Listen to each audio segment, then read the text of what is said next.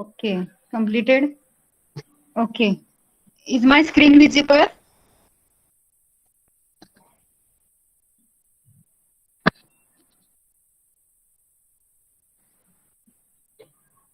Okay, so today, fifth standard students, all are keep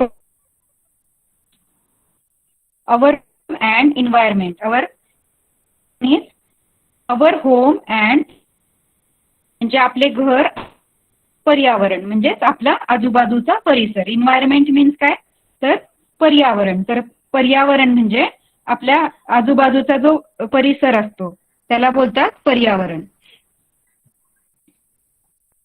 So we are starting with our new lesson, that is our home and environment. See there are some houses.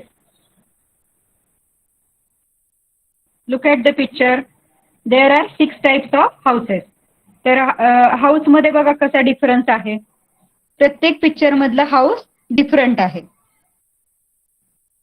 कुठे हट आहे तर कुठे building आहे, कुठे मातीचं घर आहे किंवा इकडे ग्राउंड वरचं घर आहे,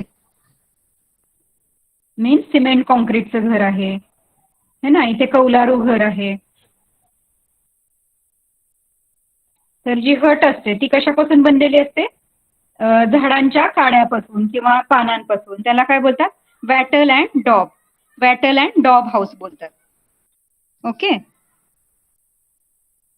On the way to your school or market or when you travel to another town, you see many things. Observe carefully the houses that you see. Note the construction. Madam screen Yes, ma'am. मोठा करा, तुमचा zoom करा.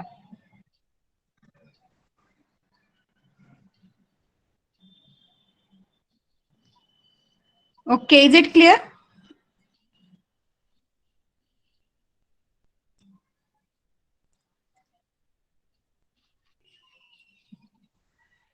Zoom करा madam, मोठा करा screen. अजून मोठा करू का मॅम? म्हणजे बुक पूर्ण तुमच्या स्क्रीन मध्ये येईल असं केलात ना की मुलांना ते व्यवस्थित क्लिअर दिसेल. अच्छा, सफिशियंट आहे का मॅम? मुलांनी सांगा जरा तुमच्या स्क्रीन मध्ये दिसतंय का व्यवस्थित मोठं? चॅट बॉक्स मध्ये लिहा. येस, ओके मॅडम, ठीक आहे, continue. Okay okay. So on the way to your school म्हणजे तुम्ही जेव्हा स्कूलमध्ये जात असता, or market, or when you travel to another town. मार्केटमध्ये जाल किंवा स्कूलमध्ये जात असाल किंवा एखाद्या दुसऱ्या गावाला जात असाल है ना, तुम्ही ट्रॅव्हल करत असाल तर त्यावेळेला तुम्हाला खूप सगळ्या गोष्टी दिसतात. इन्व्हायरमेंटमध्ये म्हणजे आपल्या आजूबाजूच्या परिसरामध्ये खूप वेगवेगळ्या प्रकारच्या गोष्टी दिसतात. तर observe carefully the houses that you see. म्हणजे तुम्हाला कोणत्या कोणत्या प्रकारची घरं दिसतात त्याचं ऑब्झर्वेशन करायचं. Note the construction, shape, building material and other aspects of the different houses. तर आपण ही 6 टाईपची हाऊसेस पाहिली. तर तुम्ही जेव्हा फिरत असाल किंवा ट्रॅव्हल करत असाल तर तुम्हाला कोणत्या प्रकारचे हाऊसेस दिसले आणि ते कोणत्या मटेरियल पासून बनलेले आहेत, त्यांचं कन्स्ट्रक्शन कसं आहे, त्याचा शेप कसा आहे म्हणजे त्याचा आकार कसा आहे, ते कशा प्रकारे बांधलेलं आहे. बिल्डिंग मटेरियल म्हणजे सिमेंटचं आहे की मातीचं घर आहे किंवा मग हट जी असते मी तुम्हाला सांगितलं तर हट आहे का है ना. तर ते तुम्हाला ऑब्झर्व करायचंय. Do some of the houses resemble the specimen shown above. तर रिझेम्बल मीन्स काय तर सारखी दिसणारी. तर वरच्या जे काही पिक्चर आहेत त्याच्यामधले घरं आणि तुम्ही जेव्हा तुमच्या आजूबाजूच्या एन्व्हायरमेंट मध्ये घरं पाहता ती रिझेम्बल करतात का, म्हणजे ती सेम दिसतायत का, अशी घरं तुम्हाला सापडतील का, ते थोडंसं ऑब्झर्वेशन करायचं. Okay. So there are some questions. इथे आपल्याला काही वरची जी आपण घरं पाहिलीत वेगवेगळ्या प्रकारची त्याला ऑब्झर्व करायचे आणि खाली काही प्रश्न विचारलेले आणि आपण जे ऑब्झर्वेशन करणार आहे आपल्या आजूबाजूच्या परिसरामध्ये त्याच्या ऑब्झर्वेशन नुसार आपल्याला इथे काही क्वेश्चनची आन्सर्स द्यायचे. What materials are used for building houses? Compare any two types of houses that you saw and note down the differences. What are the different things from which a house gives us protection? In what way are houses A, B different? Which of them the safest? Okay. तर first question, what materials are used for building houses? याचं answer तुम्हाला सांगता येईल का chat box मध्ये? Average answer तुम्हाला सांगता येईल का?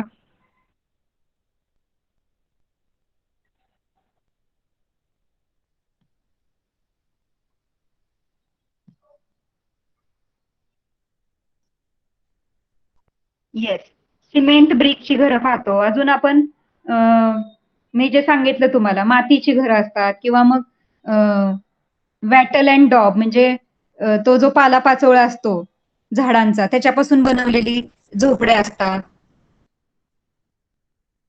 है ना.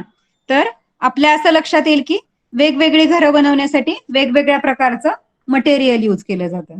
कुठे सँड यूज केली जाते जास्त प्रमाणात, कुठे कॉन्क्रीट, कुठे सिमेंट, कुठे झाडाची पानं किंवा मग कुठे कौलारू घरं असतात. कौलारू घरं कौल कशापासून बनलेले असतात? हे जे सी पिक्चर मधलं घर आहे, सी आणि ई, तर ती काय आहेत? कौलारू घर आहेत. म्हणजे ती कशापासून बनलेली असतात? तर कौल जे म्हणतो आपण, उतरत्या छपराची असतात ती घरं, है ना. स्लोपी असतो तो वरचा रूफ जो असतो त्यांचा, तो स्लोपी असतो.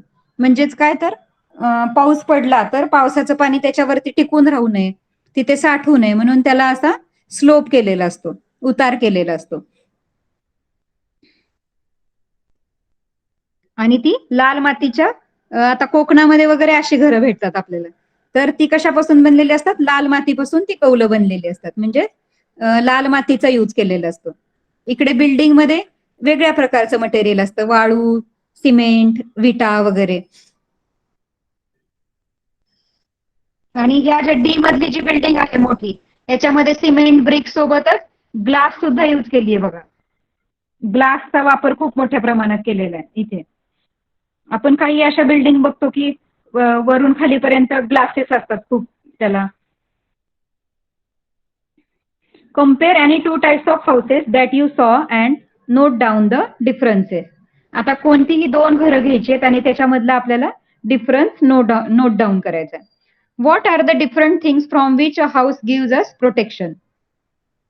तर हाऊस आपल्याला कसं प्रोटेक्ट करतं, तर ते आपल्याला पुढे पाहायचंय. In what way are the houses A B C different? Which of them appear to B safest? Okay, तर ए, बी आणि सी हाऊसेस पाहिजेत आपल्याला. तर तिन्ही त्यातल्या पहिल्या दोन ज्या आहेत त्या हट टाईप आहेत, म्हणजे झोपड्या आहेत. आणि नंतर थर्ड वाले जे आहे ते कौलारू घर आहे. तर थर्ड नंबरचं जास्त सेफ असणार आहे, कारण की पाऊस आला, वारा आला तर ही हट जी आहे ती मोडू शकते किंवा डॅमेज होऊ शकते. तसं थर्ड वाले जे घर आहे सी, तर ते जास्त प्रोटेक्टिव्ह आहे, जास्त सुरक्षित राहू शकतो आपण त्याच्यामध्ये. Okay, understood?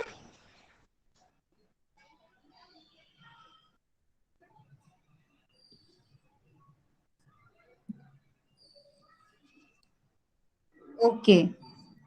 So, which of the above houses are mainly seen in cities? Which are seen mainly in rural areas? Rural areas म्हणजे काय, तर विलेजेस किंवा खेडेगाव, त्याला बोलतात रुरल एरिया. आणि सिटीला पण बोलतात अर्बन एरिया. इथे सिटीज दिलेलं आहे, पण त्याला अजून एक समानार्थी शब्द आहे अर्बन एरिया आणि विलेज म्हणजे रुरल एरिया. तर अशा प्रकारची मेनली घरं सिटीमध्ये कोणत्या प्रकारे सापडतात आणि रुरल एरियामध्ये कशी घरं सापडतात? तर डी आणि एफ जे आहे ती मेनली आपल्याला डीई एफ आपल्याला सिटीमध्ये सापडतात, है ना. आणि ए बी सी टाईपची घरं आपल्याला मोस्टली रुरल एरियामध्ये सापडतात.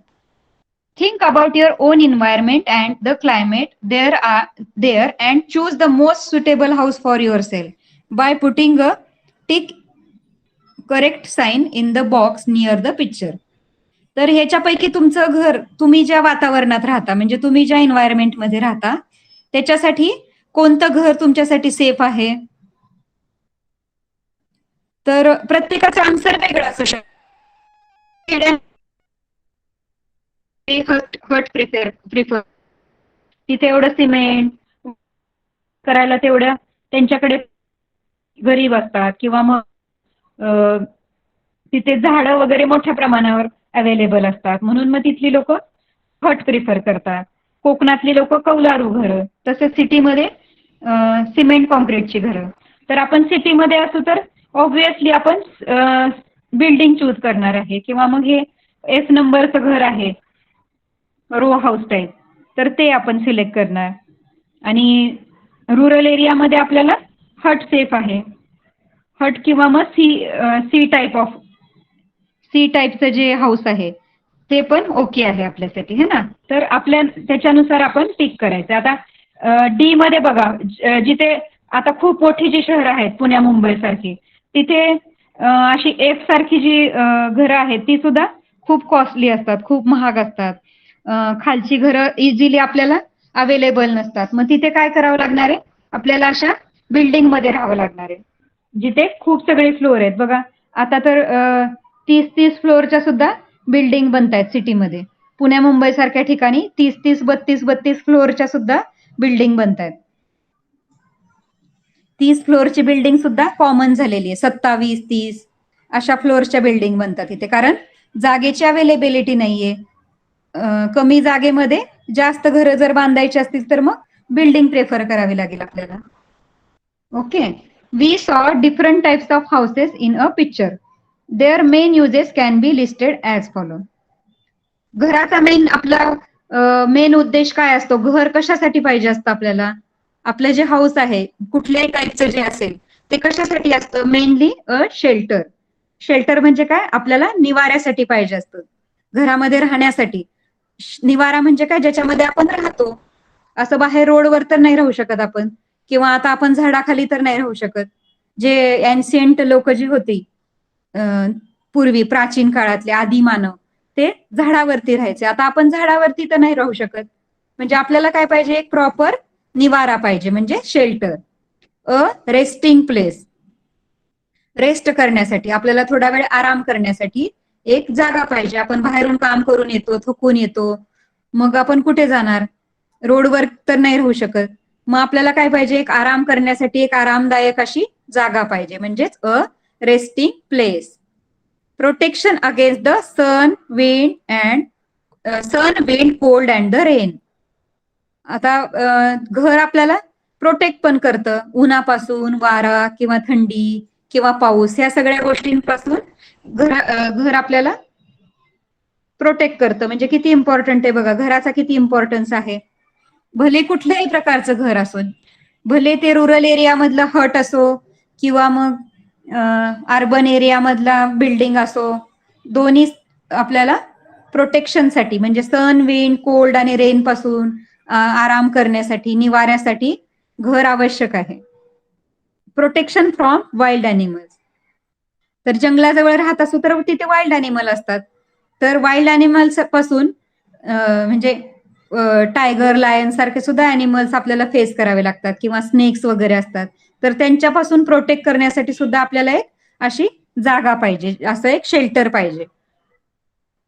Keeping our safe from anti social elements.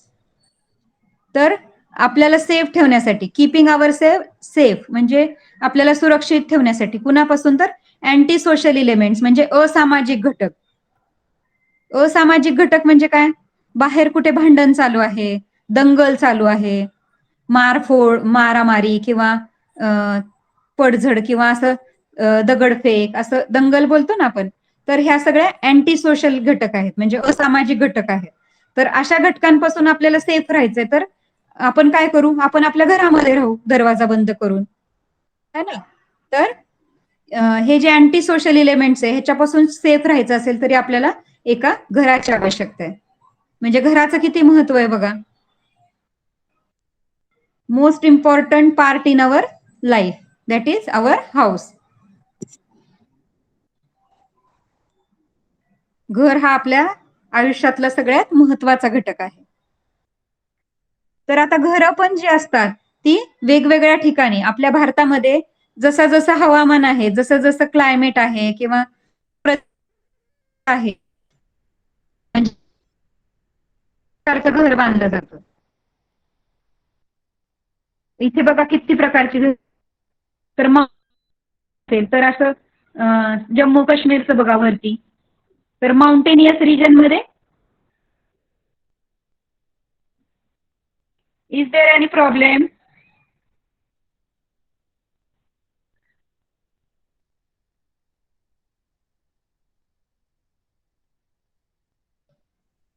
आवाज क्लिअर आहे का बाकीच्यांना? कर्णिका तुझं बघ थोडस नेटवर्क.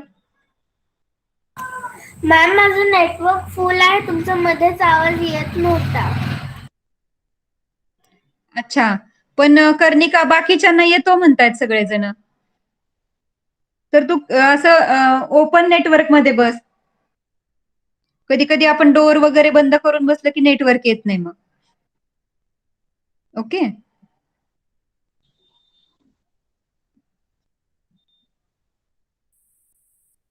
तर जम्मू काश्मीर माउंटेनियस रिजन, तिथे सगळे काय आहेत? पर्वत शिखर आहेत. तर माउंटेनियस रिजन मध्ये कशी घरं असतात बघा. तर तिथे पण अशी उतरत्या छपराची घरं असतात आणि ज्याच्यावरती तिथे आईस पण कधी कधी बर्फ पडतो त्या प्रदेशामध्ये, खूप पाऊस होऊ शकतो. तर त्यामुळे काय होतं, तो बर्फ जो आहे, आईस जो आहे, तो स्लाइड व्हावा म्हणजे त्या घरावरून उतरून खाली पडावा म्हणून अशी उतरत्या छपराची घरं असतात तिथे. तिथली घरं पण बघा अशी स्लोपी टाईप आहेत आणि उंचावर आहेत. तर अशी घरं उंच ठिकाणी बांधलेली असतात. त्याला बघा अशी शिडी आहे आणि तिथे वरती जायचं राहायला, म्हणजे सेकंड फ्लोअरवर आहे ऍक्च्युली ते घर. आणि काही घरं माउंटेनियस रिजन मध्ये जर थोडेस व्यवस्थित तिथलं वेदर असेल, जास्त बर्फ वगैरे नसेल पडत, थोडाफार पाऊस वगैरे पडत असेल, तर तिथे पण अशी उतरत्या छपराची घरं असतात. सेकंड नंबरचा हाऊस, सेकंड आणि थर्ड हाऊस. मग हे मे बी व्हिलेज मधली घरं अशी असू शकतात. हे जे इकडचं हाऊस दिसतंय हे व्हिलेज मध्ये असू शकतं. ते पण उतरत्या छपराचं आहे, स्लोपी आहे रूप त्याचा आणि म्हणजे आईस किंवा पाणी तिथे राहू नये यासाठी तो स्लोपी रिजन आहे.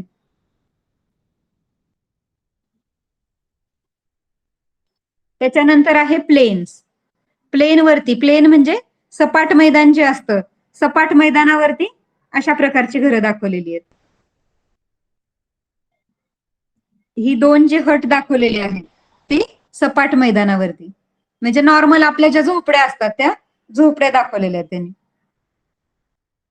रिजन ऑफ मीडियम रेनफॉल, त्याच्या खालचं जे घर आहे रिजन ऑफ मीडियम रेनफॉल, जिथे कमी प्रमाणात पाऊस पडतो, मीडियम पाऊस पडतो.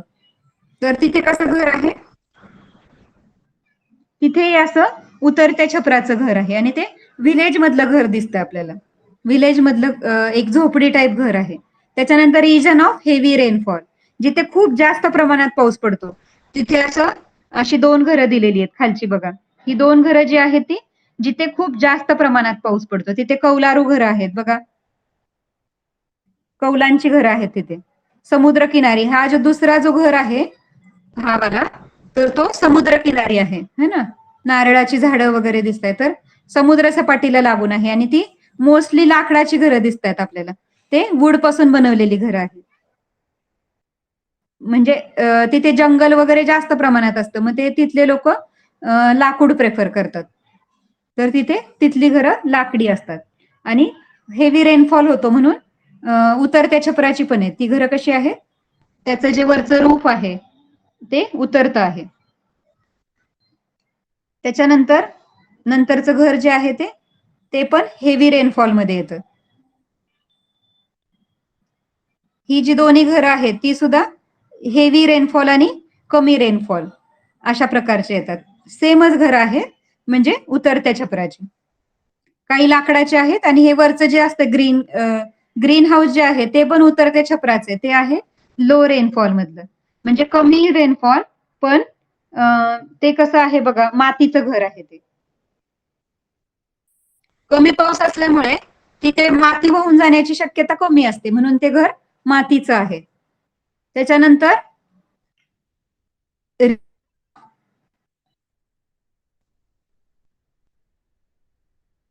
ते मला हे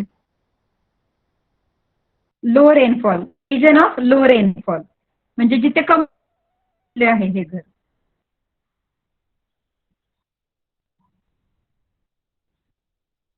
त्याच्यानंतर मार्शी रिजन म्हणजे काय, दलदलीचा जो भाग असतो, जिथे खूप असं चिखल वगैरे असतो, तशा रिजन मध्ये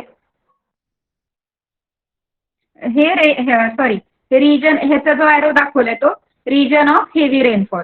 तर हा सुद्धा हेवी आहे, पण हे घर कसं आहे बघा, एकाच बिल्डिंग, म्हणजे बिल्डिंग नाही ऍक्च्युली, ती एक मोठं असं घर आहे आणि त्याच्यामध्ये खूप सगळ्या फॅमिलीज राहतात असं दिसतंय आपल्याला. एकाच पार्ट मध्ये घराच्या वर खाली अशा मिळून एक 10-15 फॅमिलीज राहत आहेत दोन्ही बाजूंनी. आणि त्यांचं वरचं जे रूफ आहे ते उतरत्या छपराचं आहे, कारण तिथे पाऊस जास्त होतो. म्हणजे अशी वेगवेगळ्या टाईपची घरं आहेत, जे काही घरं अशी स्वतंत्र घरं असतात, इंडिपेंडंट असतात, म्हणजे तिथे फक्त एकच फॅमिली राहते. आणि काही घरं अशी असतात जिथे एकाच मोठ्या घरामध्ये खूप सगळ्या फॅमिलीज राहतात, तिथे छोट्या छोट्या रूम्स बनवले असतात, म्हणजे त्याच्यामध्ये खूप फॅमिलीज राहतात. त्याला चाळ पण म्हणतो आपण, चाळ टाईप असतं बघा. मुंबईमध्ये असे खूप चाळ टाईप घरं आहेत, तर ती अशी असतात, वरती खाली. त्याच्यानंतर मार्शी रिजन, दलदलीचा जो भाग आहे, जिथे खूप चिखल माती जास्त प्रमाणात असते, तिथे अशा प्रकारचं घर दिसतं. मार्शी रिजन म्हणजे तिथे पाऊस होत असणार आहे, म्हणून उतरत्या छपराचं, पण त्याचा जो आकार असतो तो असा असतो. नॉर्मल हट सारखंच आहे ते घर पण मार्शी रिजन मध्ये. त्याच्यानंतर डेझर्ट रिजन. डेझर्ट रिजन मध्ये बघा, हे जे घरं असतात डेझर्ट रिजनचे, ते हे 2 टाईपची घरं, ती पूर्णपणे मातीने बनवलेली असतात. पूर्णपणे मातीची घरं आहेत बघा ती डेझर्ट रिजन मधली, कारण की तिथे म्हणजे उष्णता खूप जास्त प्रमाणात असते. आणि मग ही मातीची घरं जी असतात ती थंडावा देतात. तिथलं घरामधलं जे वातावरण आहे ते कूल राहतं त्या मातीमुळे. तर ती अशा प्रकारची विशिष्ट प्रकारची माती असते, त्या मातीने ती घरं बनवलेली असतात, म्हणजे आतलं वातावरण थंड राहतं त्याच्यामुळे. अशी अशी जी घरं असतात ती वाळवंटामध्ये असतात, राजस्थान वगैरे. Okay, understood. 5th standard students, समजलं का?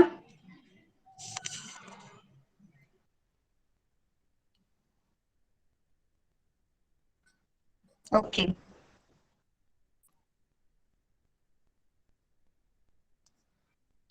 The above figure shows the map of India and types of houses that are common in respective regions since ancient times.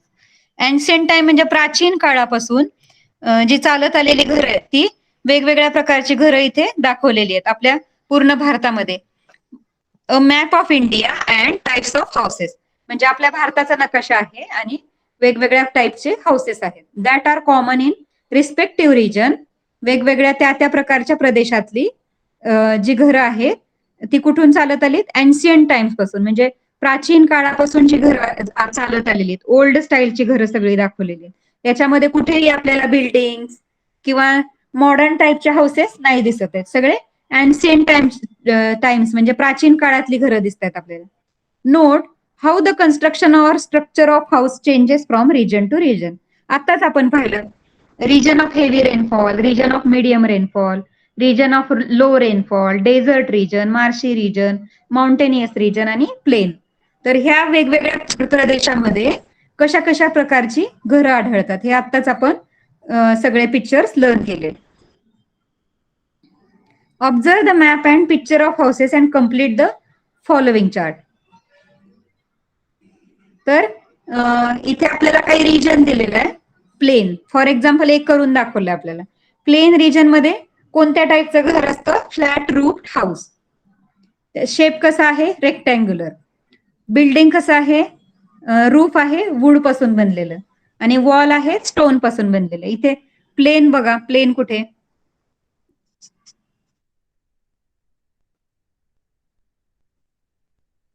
हा, तर हे प्लेन मधले जे हाऊस आहेत ते कसे आहेत?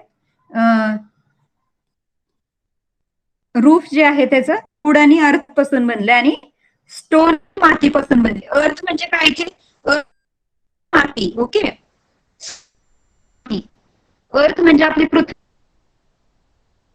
अर्थ म्हणजे माती आणि वॉल कशाने बनलेले आहेत? स्टोन आणि अर्थ म्हणजे स्टोन आणि दगड आणि माती. ओके, तर अर्थचं मिनिंग आहे माती. तर प्लेनवरची घरं माती आणि दगडापासून बनलेली आहेत. तर त्याचप्रमाणे आपल्याला माउंटेनियस रिजन, सेकंड इथे लिहायचंय माउंटेनियस रिजन, थर्डला लिहायचं डेझर्ट रिजन, त्याच्यानंतर लिहायचंय प्लेन रिजन. प्लेन तर झाला. रिजन ऑफ हेवी रेनफॉल आणि रिजन ऑफ डेझर्ट रिजन, असे 5 टाईपचे तुम्ही रिजन्स लिहू शकता. त्याच्यानंतर फ्लॅट रूफ हाऊस टाईप कसा आहे? प्लेन मध्ये आहे flat roof.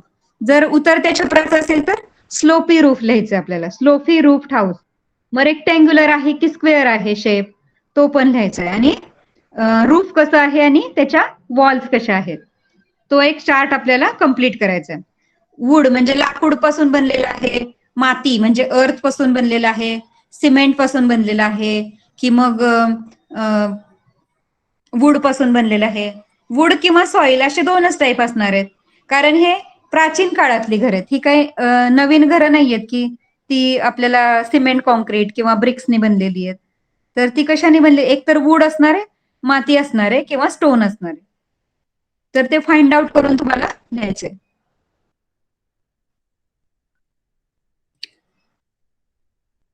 Find and note down the reasons why these differences occur in the construction of houses according to the region. तर वेगवेगळ्या रिजन नुसार का बरं असं आपल्याला बघायला भेटतंय की तिथे डिफरन्स आहे घरामध्ये. तर मी आताच तुम्हाला सांगितलं, तर स्लोपी रूफ कशासाठी असतो? तर हेवी रेनफॉल जिथे होतो तिथे रूफ वरती पाणी साचून राहू नये म्हणून तिथला जो रूफ असतो तो स्लोपी बनवलेला असतो. फ्लॅट रूफ मध्ये कसं असतं? प्लेन वरती फ्लॅट रूफ असतं, कारण तिथे जास्त पाऊस नाही पडत. जरी म्हणजे पाऊस पडला तरी तो रूफ वरून उन्हामध्ये तो नंतर सुकून जातो. तो रूफ जो असतो तो त्याचा सुकून जातो, तिथे पाणी साचून राहत नाही. त्याच्यामुळे तिथलं रूफ जे असतं ते फ्लॅट असतं. तर असे डिफरन्सेस तुम्हाला फाइंड आउट करायचे. ओके,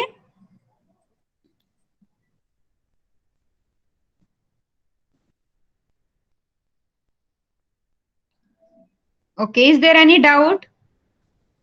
समजलं का सगळ्यांना?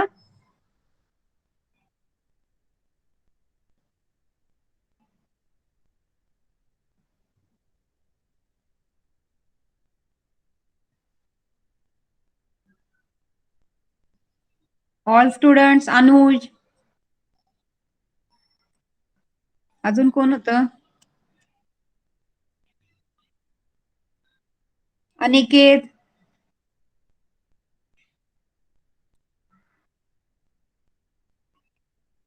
Aniket understood?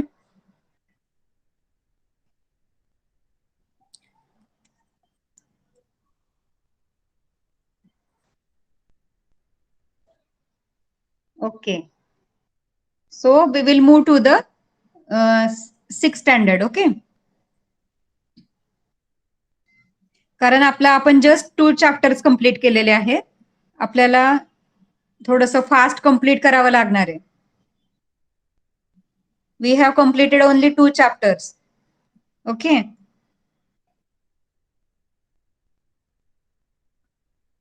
Okay. How many chapters are there in geography?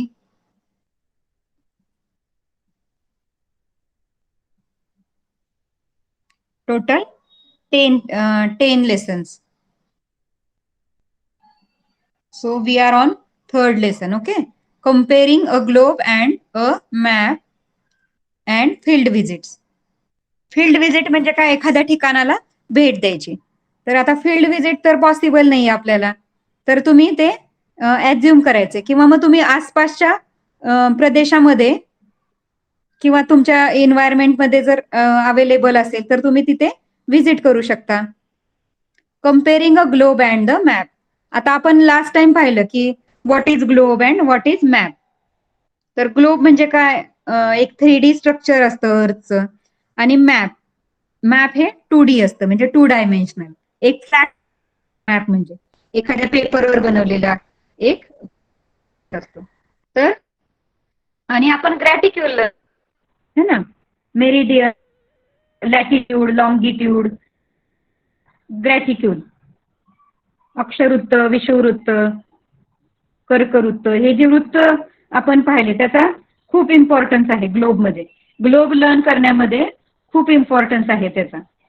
आपल्याला जर ग्लोब शिकायचं असेल, वेगवेगळ्या रिजनची माहिती घ्यायची असेल तर ग्रॅटिक्युल वरूनच सगळं डिसाईड होतं. लॉंगिट्यूड, लॅटिट्यूड वरूनच सगळं त्या त्या प्रदेशाचा आपल्याला स्टडी करू शकतो आपण. सो लॉंगिट्यूड, लॅटिट्यूड, इक्वेटर्स, ह्या कन्सेप्ट सगळ्या खूप इम्पॉर्टंट आहेत ग्लोब शिकण्यासाठी. आता आपल्याला थर्ड पाहायचंय. आता आपल्याला कंपॅरिझन करायचंय ग्लोब आणि मॅप मध्ये. तर ग्लोब चांगला की मॅप, तर दोन्ही पण त्याचे त्याचे ऍडव्हान्टेजेस आणि डिसएडव्हान्टेजेस आहेत. कोणी म्हणेल की ग्लोब छान आहे किंवा ग्लोबवर आपल्याला इझिली सगळं बघायला भेटतं. अर्थ जशी जशी गोल गोल फिरते, म्हणजे रोटेट होते, अर्थचं जसं जसं रोटेशन होतं तसं मॅम तसं आपल्याला. हा हा प्रमिता बोल. मॅम सेकंड लेसन कम्प्लीट झालाय. हो, तू जॉईन नव्हतं केलं का लास्ट टाइम? होती मॅम मी नंतर व्हॅटिकन सिटी पण मी तुम्हाला शिकवलं होतं. लास्टला एक पार्ट राहिला होता. व्हॅटिकन सिटीच्या आधीच आपण आधीच लर्न केलं होतं, त्याच्या मागच्याच पिरियडमध्ये. आणि नंतर व्हॅटिकन सिटी सुद्धा मी तुम्हाला शिकवलं होतं, आठवतंय का? व्हॅटिकन सिटी तेव्हा शिकवलं तेव्हा मी होती, पण एक्सरसाइज हा, आणि नव्हती त्याच्या झाली. मग तू डिस्कनेक्ट झालेली असशील किंवा माहिती नाही मला, कारण त्याच्या आधीच्या आपण पिरियडमध्ये हे लर्न केलं होतं, त्याच्या खालचा part. GMT, Greenwich meridian, global standard time, Greenwich mean time, हे सगळं आपण लर्न केलं होतं. आपण क्वेश्चन आन्सर्स घेतलेले. नाही, क्वेश्चन आन्सर्स नाही घेतले आपण. एक्सरसाइज मी अपलोड केला होता याच्यावरती. हा, आणि क्वेश्चन आन्सर पण घेतले. तू 6th स्टँडर्डचे स्टुडंट त्या दिवशी डिस्कनेक्ट झाले होते लास्ट टाइम जेव्हा मी व्हॅटिकन सिटी शिकवलं. तुम्ही रेकॉर्डिंग बघू शकता युट्यूब वरती. जेव्हा मी व्हॅटिकन सिटी शिकवलं त्याच्यानंतर मी क्वेश्चन आन्सर्स पण तुम्हाला एक्सप्लेन केले होते, आणि एक्सप्लेन रेकॉर्डिंग मध्ये आहेत ते अवेलेबल. आणि जेव्हा मी चेक केलं त्यावेळेस 6th स्टँडर्डची मुलं लीव्ह झाली होती. का बरं माहिती नाही, लवकरच लीव्ह केलं होतं तुम्ही. आणि 5th स्टँडर्डची 2 मुलं अवेलेबल होती, कर्णिका आणि अजून कोणतरी मला नेटवर्क वाटतं. प्रॉब्लेम होता. हा, नेटवर्क प्रॉब्लेम होता का? मॅम पण मला होमवर्क नाही आला. अच्छा, ओके, मी बघते प्रमिता. ओके, परत आपण लर्न करूया. आता जर वेळ मिळाला ना, आपण परत एकदा सेकंड लेसनचं लास्ट पार्ट परत घेऊया, ठीक आहे? तुम्ही रीड करा, तुम्हाला जर समजलं नाही किंवा रेकॉर्डिंग चेक करा. जर समजलं नाही तर आपण परत एकदा घेऊया. ओके,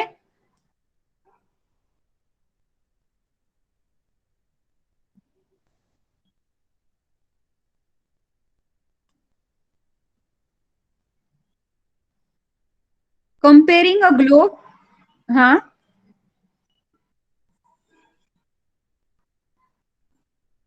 रेकॉर्डिंग बघून पण जर नसेल कळत तर आपण परत एकदा घेऊया. ओके, आता आपण थर्ड लेसन स्टार्ट करतो.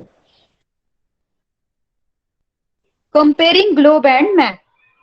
तर आपल्याला ग्लोब आणि मॅपची तुलना करायची, कंपॅरिझन करायचे.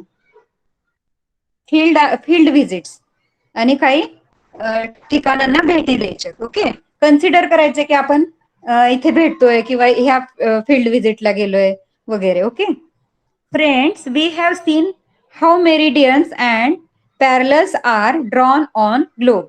आपण लास्ट टाइम पाहिलं की ग्लोब वरती मेरिडियन्स आणि पॅरलल्स म्हणजे आडव्या रेषा आणि उभ्या रेषा, आडव्या म्हणजे पॅरलल्स लॅटिट्यूड्स आणि मेरिडियन्स म्हणजे लॉंगिट्यूड्स, त्या कशा ड्रॉ करायच्या आपण ह्या लास्ट लेसन मध्ये पाहिलेल्या आहेत. We have also learn how they are use to determine the location. तर लोकेशन त्याच्यानुसार आपल्याला कसं फाइंड आउट, म्हणजे मी तुम्हाला सांगितलं होतं लॉंगिट्यूड लॅटिट्यूड त्याच्यामध्ये मिनिट्स आणि सेकंड्स असतात, डिग्री मिनिट्स आणि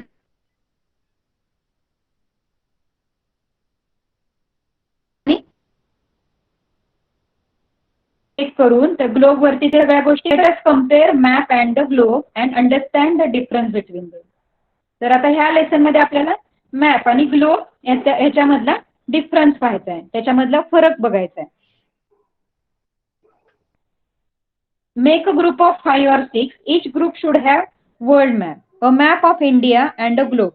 तर तुमच्याकडे दोन्ही पाहिजे, असं कन्सिडर करा की हा मॅप आहे, हा जो दिसतोय फ्लॅट पेपर वरती जो असतो तो मॅप असतो, तर हा मॅप एक आहे तुमच्याकडे आणि खाली एक ग्लोब पण आहे जो फिरतो आहे, है ना. ग्लोब कसा असतो, 3 डायमेन्शनल असतो, म्हणजे लेंथ हाईट आणि विड्थ तिन्ही पण गोष्टी असतात त्याच्यामध्ये, त्याला एक थिकनेस असतो, ते प्रॉपर एक मॉडेल असतं 3D म्हणजे 3 डायमेन्शनल. तर एक ऍक्च्युअल मॉडेल असतं अर्थचं, हे ऍक्च्युअल अर्थचं मॉडेल आहे म्हणून त्याला म्हणायचं 3 डायमेन्शनल. फॉर एक्झाम्पल एखादं पिक्चर आहे, ट्री आहे ना, फॉर एक्झाम्पल ट्री आहे, तो ट्री तुम्ही पेपरवर काढलं, ते झाड पिक्चर असा ड्रॉ केला तर ते होणार 2 डायमेन्शनल. आणि ऍक्च्युअल तुम्ही एक प्लॅस्टिकचं ट्री असतं ना खेळणीमधलं किंवा एखादं टॉय तुम्ही बघितलं तर ते काय असणार आहे, 3 डायमेन्शनल. म्हणजे ते ऍक्च्युअल आपल्याला त्याचं ट्रीचं मॉडेल दिसतंय ना. किंवा टॉयज असतात, टायगर असतो, टायगर लायन असे अॅनिमल्स असतात, टॉयज असतात, तर त्याचं ऍक्च्युअल मॉडेल आहे म्हणजे काय आहे, 3D. ते टॉय जे आहे ते 3D आहे आणि तेच टॉय तुम्ही पेपरवरती ड्रॉ करता, ब्लँक पेपरवरती ड्रॉइंग बनवता त्याची, तेव्हा ते काय असतं 2D 2 डायमेन्शनल, त्याला बोलतात 2 डायमेन्शनल. पेपरवर जे ड्रॉ करतो ते 2 डायमेन्शनल आणि ऍक्च्युअल मॉडेल जे बनतं त्याचं त्याला बोलतात 3 dimensional. Okay, understood. Make okay, हे रीड केलं आपण. तर आपल्याकडे काय आहे आता, मॅप आहे आणि ग्लोब पण आहे. तर मॅप मध्ये बघा असा एक फ्लॅट सरफेस आहे, हा मॅप पूर्ण जगाचा नकाशा आहे, त्याच्यामध्ये सगळे कॉन्टिनेंट्स दिसत आहेत आपल्याला, सगळे ओशन्स पण दिसत आहेत, म्हणजे पूर्ण जगच आपल्याला, आपला वर्ल्डच आपल्याला त्या पेपरवरती दिसतंय. ओके. आणि सेकंड जे आहे ते ग्लोब आहे. तर ग्लोब मध्ये बघा एका वेळेला आपण एकच पार्ट बघू शकतो ग्लोब वरती, त्याच्या अपोजिट पार्ट आपण नाही बघू शकत, अपोजिट पार्टचा स्टडी आपण नाही करू शकत, फक्त आपल्या फ्रंटला जो पार्ट आहे तो पार्ट आपण स्टडी करू शकतो. दुसरा पार्ट करायचा असेल तर आपल्याला ते टर्न करावं लागेल, मूव्ह करावं लागेल, है ना. तर आपल्याला इथे काही क्वेश्चन दिलेले ते आपण पाहूया. विच डिव्हाइस इज फ्लॅट, कोणतं डिव्हाइस फ्लॅट आहे आणि विच डिव्हाइस इज स्फेरिकल, कोणतं डिव्हाइस फ्लॅट आहे. Yes, map are flat and globe is spherical, है ना. स्फेरिकल म्हणजे एक सर्कल शेप मध्ये असतो. Which of this devices allows you to see entire area of earth at the same time. एकाच वेळेला आपल्याला अर्थचा पूर्ण एरिया पाहायचा असेल तर कोणतं घ्यावं लागेल आपल्याला, कोणता चूज करावा लागेल, करेक्ट, मॅप घ्यावा लागेल आपल्याला. मॅप वरती पूर्ण जगाचा नकाशा दिसतो आपल्याला. Which device allows you to see only one side of the earth, म्हणजेच ग्लोब वरती आपण एकच साइड बघू शकतो. Which device can be used for studying a particular region in detail,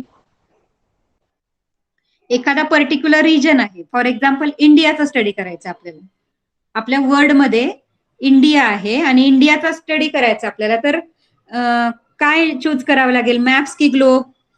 yes, मॅपचा यूज करावा लागेल ना. पर्टिक्युलर आपल्याला इंडियाचा मॅप घ्यावा लागेल, इंडियाचा ग्लोब तर नाहीये, ग्लोब वरती इंडिया खूप छोटं दिसणार आहे, त्याच्यामुळे सगळे रिजन्स आपल्याला इंडियामधले बघायला नाही भेटणार ग्लोबवरती. त्याच्यामुळे आपल्याला काय करावं लागेल, मॅप चूज करावा लागेल. आणि मग मॅप वरती मोठा असा इंडियाचे मॅप मिळतात मोठे मोठे, तर त्याच्यावरती आपण डिटेलमध्ये आपल्या कंट्रीचा स्टडी करू शकतो. Which device can be called a model of the अर्थ? तर मॉडेल ऑफ द अर्थ कुणाला म्हणतात, तर ग्लोबला म्हणतात. अर्थचं ते सेम टू सेम आपण मॉडेल बनवलेलं आहे, म्हणजे सेम कॉपी केलेली आहे, म्हणून त्याला बोलतात. You must observe that maps are 2 dimensional whereas globe 3 dimensional. आता सांगितलं 2 डायमेन्शनल म्हणजे काय आणि 3 डायमेन्शनल म्हणजे काय. तर 2 डायमेन्शनल म्हणजे पेपरवर बनवलेलं असतं, ज्याचा फ्लॅट सरफेस असतो, आणि 3 डायमेन्शनल म्हणजे जे ऍक्च्युअल पिक्चर असतं, ते ऍक्च्युअल कॉपी असते, मॉडेल असतं. 2 dimensional object have a length and width. To the product of the length and width defines area. तर 2 डायमेन्शनल जे ऑब्जेक्ट असतं त्याला फक्त लेंथ आणि विड्थ असते, म्हणजे लांबी आणि रुंदी असते. पेपरला बघा, एक रेक्टँग्युलर पेपर घेतला तुम्ही, तर त्याला काय असते, लांबी आणि रुंदी है ना. 2 लेंथ वेगळ्या वेगळ्या असतात रेक्टँग्युलर पेपरच्या. एक साइड छोटी असते आणि एक साइड मोठी असते, त्याला काय बोलतात, length and width.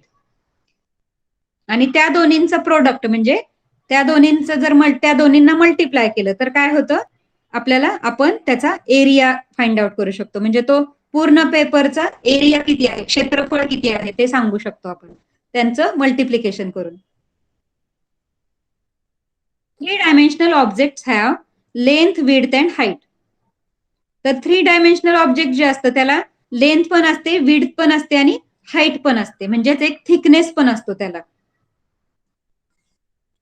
For example एक ब्रिक घेतली आपण, तर ब्रिक काय आहे, वीट घेतली आपण, तर ती आहे 3 डायमेन्शनल, कारण त्याला लेंथ पण आहे, विड्थ पण आहे आणि हाईट पण आहे, एक थिकनेस आहे त्या. ती जी ब्रिक आहे त्याला काय आहे, एक थिकनेस आहे, एक उंच आहे ना, उंचवटा आहे, म्हणजे काय आहे, हाईट आहे. ह्या तिन्ही गोष्टी आपण सांगू शकतो. ब्रिकला बघून आपण सांगू शकतो की ह्याला लेंथ पण आहे, विड्थ पण आहे आणि हाईट पण आहे, तर त्याला बोलतात 3 dimensional. Map can be use to study the whole world और also region of limited extent. तर आपल्याला मॅप मध्ये पूर्ण वर्ल्डचा पण स्टडी करता येतो आणि एक पर्टिक्युलर रिजनचा, एक लिमिटेड रिजन असतो, म्हणजे छोटासा प्रदेश असेल तर त्याचा सुद्धा आपल्याला अभ्यास करता येतो मॅप्समुळे. ओके, बाकीच्यांचं लक्ष आहे का?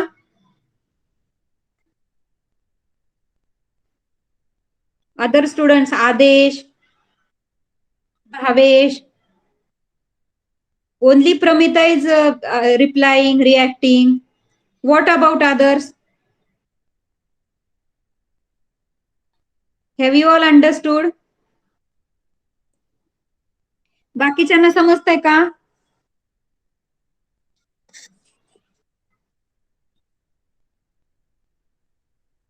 Okay. However, small or large the globe, it is only a representative model of the entire earth. तर ग्लोब म्हणजे काय आहे, फक्त एक अर्थचं मॉडेल आहे. एक लार्ज म्हणजे मोठा ग्लोब जरी घेतला आपण, ग्लोब सुद्धा वेगवेगळ्या शेप मध्ये अवेलेबल असतात. छोटासा सर्कल शेप पासून मोठे मोठे ग्लोब असतात. तर किती जरी मोठा ग्लोब घेतला तरी ते काय आहे, फक्त अर्थचं एक कॉपी आहे, एक मॉडेल आहे. सगळ्या अर्थचं ते एक मॉडेल आहे. त्याच्याने आपण डिटेल स्टडी नाही करू शकत. ग्लोबमुळे आपण एखाद्या प्रदेशाचा डिटेल स्टडी नाही करू शकत. ते फक्त एक अर्थचं मॉडेल आहे. अर्थ कशी दिसते आणि अर्थ वरती इक्वेटर कुठून जातो, लॉंगिट्यूड, लॅटिट्यूड म्हणजे वेगवेगळे उंचावरचे प्रदेश कसे आहेत. आपण म्हणतो ना, जसं जसं उंच उंच जाऊ तसं आयसी रिजन आहे, बर्फाळ प्रदेश आहे. किंवा सन आणि अर्थचा स्टडी करायचा आपल्याला, अर्थच्या समोर सन कुठे आहे, सूर्याची किरणं अर्थ वरती कशी पडतात, आपल्याला कशी परपेंडिक्युलर रेज वगैरे आपण लर्न केलं होतं लास्ट लेसन मध्ये. तर ह्या सगळ्याचा स्टडी करायचा असेल तर ग्लोब लागतो आपल्याला. पण आपल्याला एखाद्या प्रदेशाचा डिटेल स्टडी करायचा आहे तर आपल्याला मॅप पाहिजे असतो. म्हणजे दोन्हींचा सुद्धा सारखाच इम्पॉर्टन्स आहे, दोन्ही सुद्धा इक्वली इम्पॉर्टंट आहे. A surface having two dimensions, length and width, is called two-dimensional. That is paper, blackboard, tabletop, land, etc. हे सगळे काय आहेत? Two dimensional. Paper, blackboard, table, tabletop किंवा लँड, हे जे फ्लॅट सरफेस आहे त्याला बोलायचं two dimensional. And what is three dimensional? An object having three dimensions such as length, width and height or thickness is called three dimensional. Duster, box, glass, pot, hill, the moon, हे सगळ्या ज्या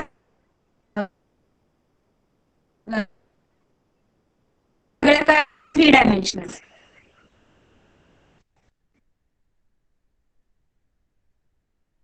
Vedika, read next part.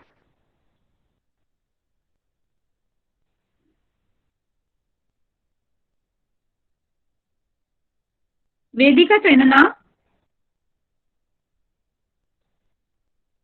Read next part Vedika. Sorry Anuj.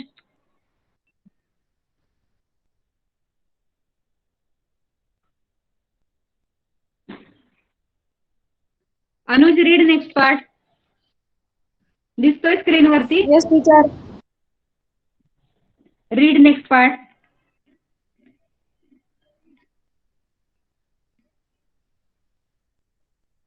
काय झालं? Yes. Yes. A field visit is an important method of studying geography. Field visit help you us to understand the geographical and social condition of a place.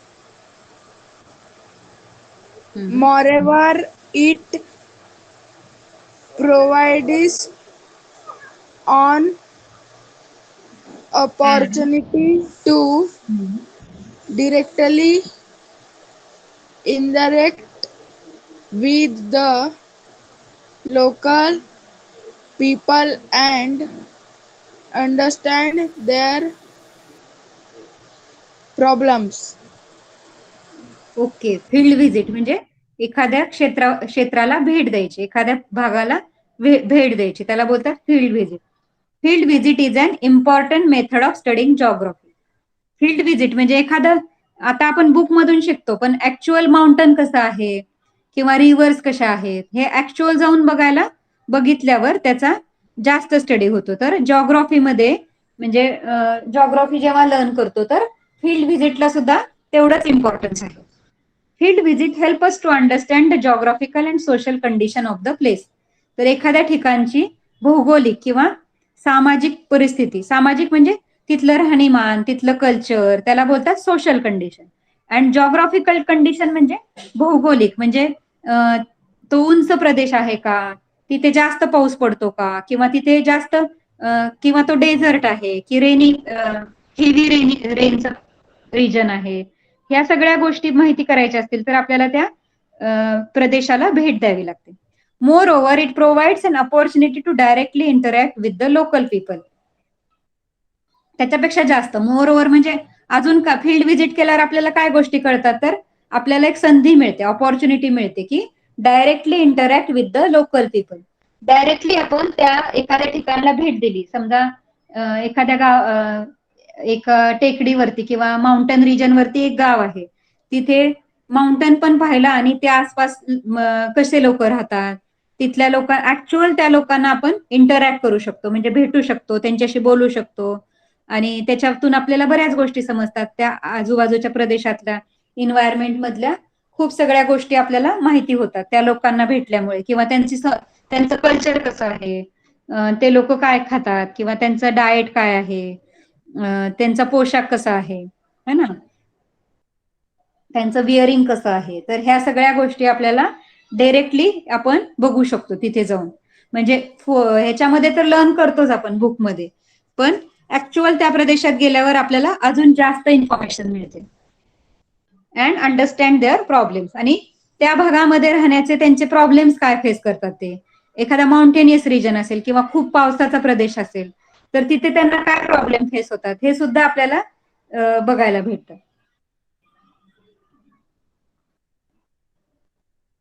With the help of your teacher, visit one of the following place to know the geographical condition of the area. तर teacher सोबत तुम्हाला भेट द्यायची. कधी? तर school start झाल्यावर, है ना. मला वाटतं आपण मध्ये क्लासची पण फील्ड व्हिजिट झाली होती ना, क्लासची पिकनिक झाली होती मध्ये. गेले होते का तुम्ही? अटेंड केली? काही मुलांनी केली होती, मी मुलांचे. तर फील्ड व्हिजिट झाली होती, है ना. तर निकाने केली का? बघ, प्रमिताने केलेली आहे, अनुजनी पण केली. अनुजनी केली का? तर कुठेतरी तुम्ही टेकडीवरती होते किंवा काय होता तो रिजन माहिती नाही मला. फोर्ट होता का माउंटेन होता? माउंटेनियस रिजन होता की फोर्ट होता की प्लेन होतं? आय मीन अदर रिजन म्हणजे तुम्ही पिकनिक नाही अटेंड केली? Okay okay okay. तर जिथे ऑफलाईन म्हणजे जी मुले त्या गावामध्ये आहेत, आपले क्लासेस असतात त्या गावामध्ये आहेत, त्या मुलांसाठी पिकनिक होती, मध्ये फील्ड व्हिजिट होती.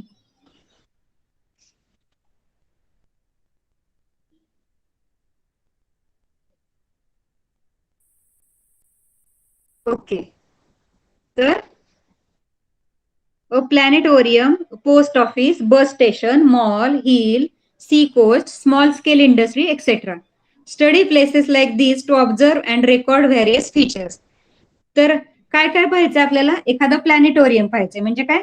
जिथे सगळे ग्रहांचं मॉडेल असतं, म्हणजे प्लॅनेटचं एक सन आणि अदर प्लॅनेटचं एक प्लॅनेटोरियम असं पाहू शकतो आपण. किंवा पोस्ट ऑफिस. पोस्ट ऑफिस तर पाहिलंच असेल सगळ्यांनी. बस स्टेशन, बस स्टॉप पाहिलं असेल, मॉल. सिटीमध्ये राहत असाल किंवा सिटीला कधी व्हिजिट केलं असेल तर एखाद्या मॉलमध्ये पण फिरला असाल. मॉलमध्ये काय असतं? खूप सगळे शॉप्स एकाच बिल्डिंग मध्ये असतात. तिथे हॉटेल्स पण असतात, कपड्यांचे पण शॉप्स असतात, अजून काही वस्तू पाहिजे असतील त्याचे पण शॉप्स असतात. तर खूप सगळ्या गोष्टी आपल्याला एकाच ठिकाणी भेटतात, त्याला बोलतात मॉल. त्याच्यानंतर हिल. हिल म्हणजे टेकडी.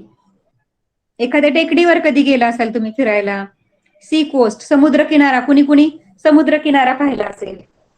स्मॉल स्केल इंडस्ट्री म्हणजे असे छोटे छोटे इंडस्ट्रीज असतात, जसं की शुगर फॅक्टरी तर मोठी इंडस्ट्री झाली, पण स्मॉल स्केल म्हणजे छोटे छोटे कारखाने असतात, है ना. जसं की काही गोष्टी बनवण्याचे कारखाने असतात, जसा पेपर कसा बनतो किंवा पेन कसे बनतात, असे छोटे छोट्या इंडस्ट्रीज असतात.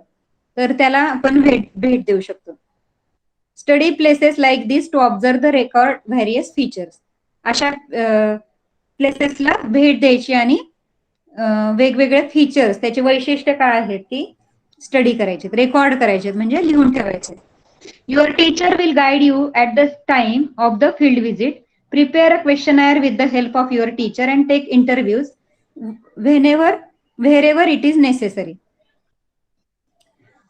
टीचर तुमच्या फील्ड व्हिजिटच्या वेळी तुम्हाला हेल्प करणार. तुम्ही एक क्वेश्चनायर म्हणजे काही प्रश्नपत्रिका तयार करायची आहे आणि त्यानुसार त्याच्यामध्ये जे जे क्वेश्चन आहेत ते तिथे इंटरव्ह्यू करायचे, म्हणजे तिथे तुम्हाला तिथे माहिती मिळवायची. त्या तिथे जे असणारी लोक असतील त्यांना ते क्वेश्चन विचारायचे, त्यांच्याकडून ती इन्फॉर्मेशन घ्यायची.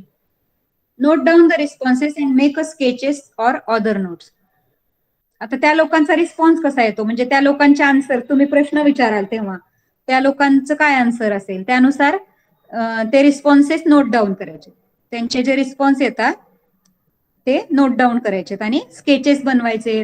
तुम्ही ज्या ठिकाणाला भेट दिली तो कसा दिसत होता त्याचे स्केचेस बनवू शकता आणि लिहून अशा नोट्स पण बनवू शकता, त्याची माहिती लिहू शकता.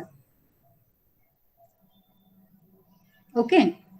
हा एक पार्ट बघूया आपण. टाइम आपला संपत आलाय पण आपण हा पार्ट लर्न करूया. In order to draw map of the whole world, first wire globe is prepared.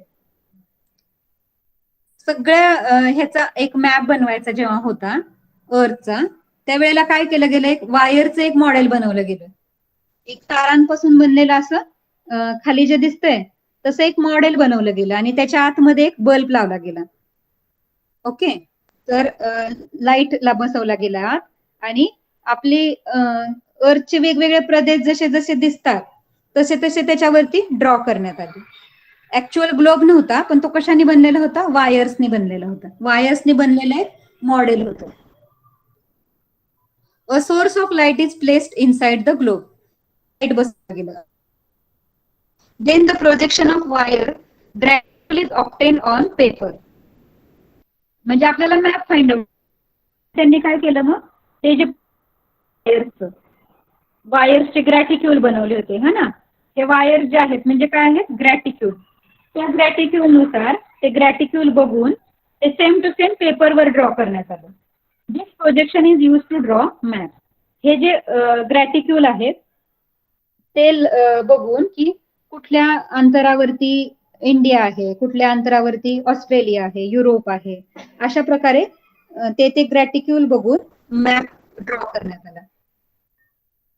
तर त्याच्यावरून आपल्याला काय कळतं की graticule is essential for drawing a map of the earth or any part of it. म्हणजे graticule किती important आहे बघा. मॅप ड्रॉ करायचा असेल किंवा ग्लोबचा स्टडी करायचा असेल, दोन्ही मध्ये सुद्धा ग्रॅटिक्यूलचं तेवढंच इम्पॉर्टन्स आहे. That is how 2 dimensional map is obtain on paper from the 3 dimensional globe. तर 3 डायमेन्शनल ग्लोब पासून 2 डायमेन्शनल मॅप बनवण्यात आला पेपरवरती. सुरुवातीला पेपरवरती मॅप बनवायचं नॉलेज नव्हतं जॉग्राफर्सला किंवा सायंटिस्टला. नंतर त्यांनी एक अर्थचं मॉडेल तयार केलं वायर पासून आणि त्याच्यानंतर तो सेम टू सेम मॅप वरती प्रोजेक्शन करण्यात आलं त्याचं आणि त्याच्यावरून आपल्याला मॅप बनवायला शिकले. Okay, understood?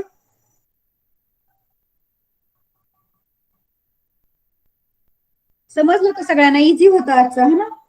मागचे जे 2 लेसन होते ते थोडेसे डिफिकल्ट होते. आता इथून पुढे इझी लेसन आहेत, म्हणजे तुम्हाला इझिली समजू शकतात. त्याच्यामुळे मी तुम्हाला त्या वेळेला पर्टिक्युलरली आपण फोटो घेऊन सगळं मी तुम्हाला एक्सप्लेन केलं होतं, ग्रॅटिक्यूल्स वगैरे. तर तुम्ही जरा रेकॉर्डिंग चेक करायचंय सगळ्यांनी लास्ट जे लेसन साठी. Okay everyone, bye. Our time is over. Bye everyone. Bye, teacher. Take care. Bye.